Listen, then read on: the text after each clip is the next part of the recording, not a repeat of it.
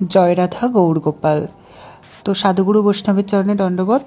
সবাই কেমন আছে? আশা করি সবাই ভালো আছেন। আমিও রাধারানীর কৃপাতে ভালো আছি, আর গৌরগোপালের সেবাতে চলে যাচ্ছে।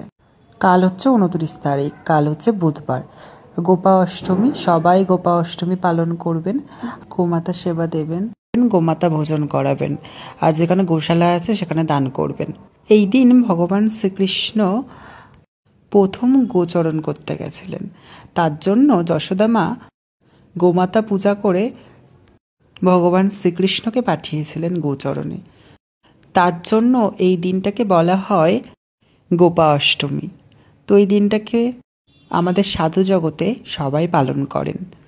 সবাই গোমাতা পূজা করবেন, গোমাতা আরতি করবেন, গোমাতাকে দান করবেন, দেখবেন সব কিছু মঙ্গল হবে। গো সেবার থেকে বড় সেবা কিছু হয় না, তো অবশ্যই গো সেবা করবেন।